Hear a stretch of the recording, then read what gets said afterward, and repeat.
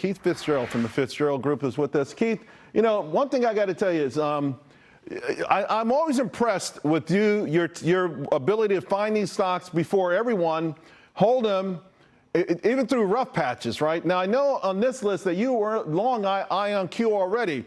What is it that you saw in quantum computing that made you buy the stock?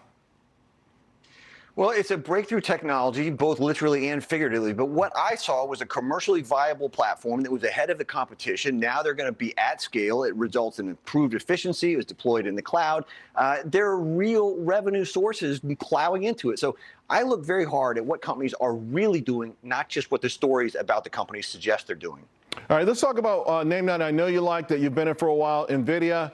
Some anxiety breaking out here. So just to be nitpicky, right now we're under the 50-day moving average. Of course, the 200-day moving average is a long ways down from here. And the last time the stock sort of got shaky like this, you know, made a couple of big moves toward the 90s, right, low 90s. Hold it, stay the course.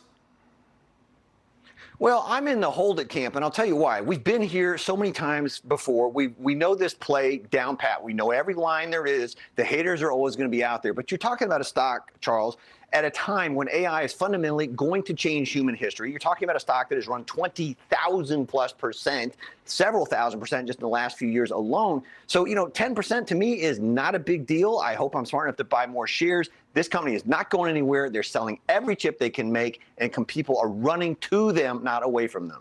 People are also running toward Palantir and Tesla. Again, at the beginning of the year, everyone on Wall Street hated these names. They hated these names, and now they're being pulled into them. You've been in both of them for a long time.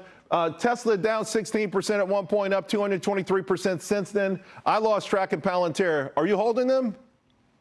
Yes, I am. I am not smart enough to predict what happens next, but I'm telling you, I think that both of these companies are still early days. I think we're another 3 to 5x from here in a few years. The FOMO crowd hasn't even gotten involved yet. You're talking about institutional ownership. You're talking about massive change in the computational power, the way we use data, interpret data. Both of these companies, I think, are two of the best AI plays on the planet.